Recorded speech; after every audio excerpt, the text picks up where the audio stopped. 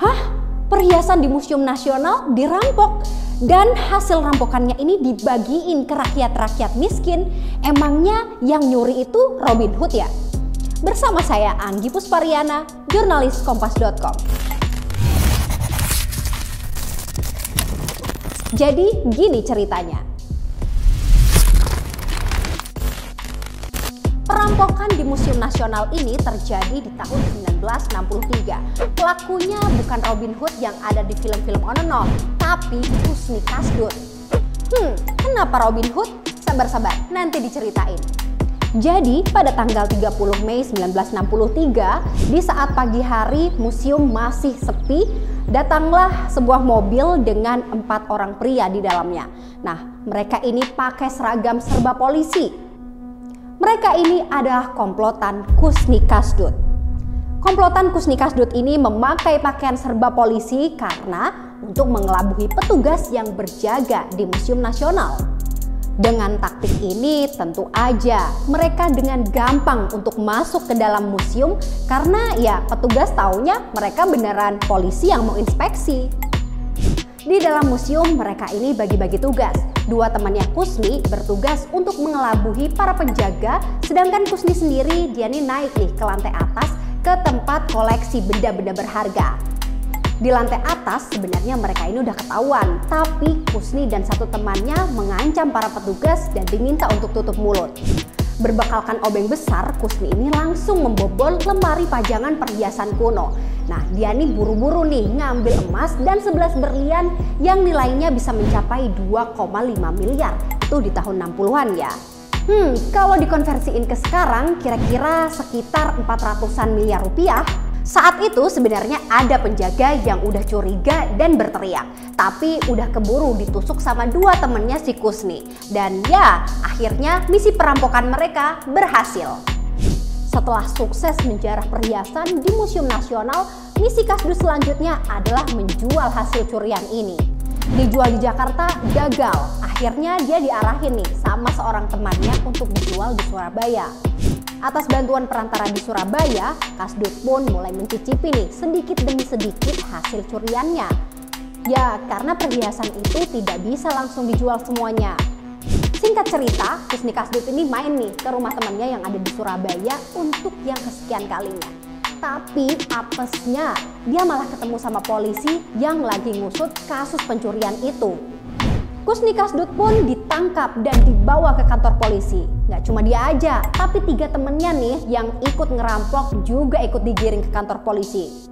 Nah, sampai di kantor polisi, Kusni Kasdut masih mencoba untuk melarikan diri. Sampai-sampai dia ini ngambil senjata dan granat yang ada di tasnya. Eits, sebelum dilanjut ceritanya nih, kalau mau update berita terkini, jangan lupa untuk subscribe channel Kompas.com ya. Tembak-tembakan antara polisi dan Kusni Kasdut pun tak terelakkan. Akhirnya Kusni Kasdut kalah dan dia diamankan oleh polisi.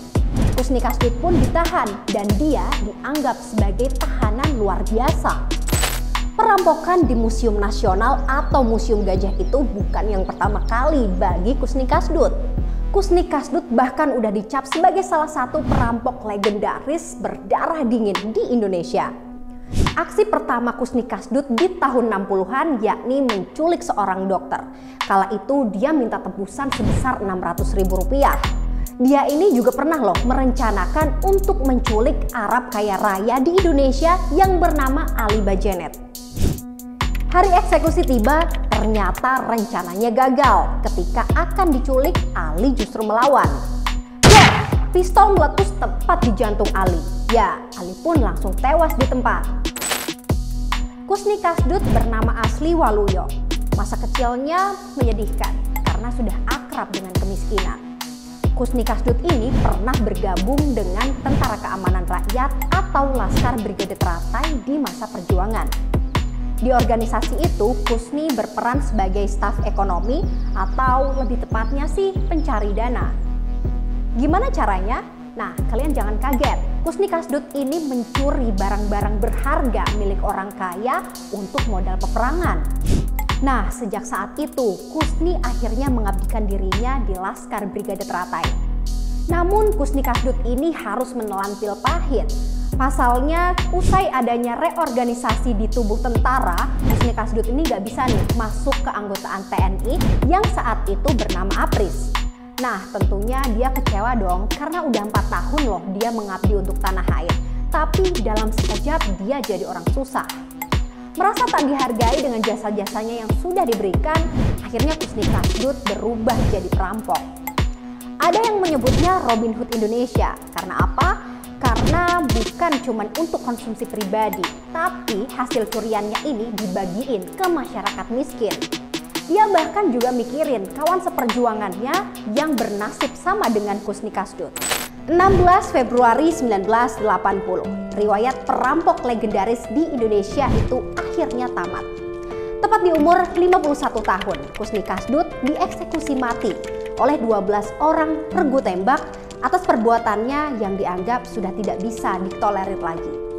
9 jam sebelum proses eksekusi, Kusni Kasdut menghabiskan waktunya untuk makan bersama sang istri, anak, dan juga menantunya. Di jamuan terakhirnya ini, Kusni Kasdut makan capcay, mie, dan juga ayam goreng. 3 buah peluru di jantung dan 5 peluru lainnya yang bersarang di perut menjadi bukti eksekusi terhadap penjahat kambuhan itu telah dilaksanakan. Namun terlepas dari semua aksi jahatnya, Kusni Kasdut ini dicintai oleh rakyat miskin yang terpinggirkan atas semua kepeduliannya. Ya, itu tadi sepenggal cerita dari Kusni Kasdut. Kamu mau cerita apa lagi? Tulis di kolom komentar ya. Bye!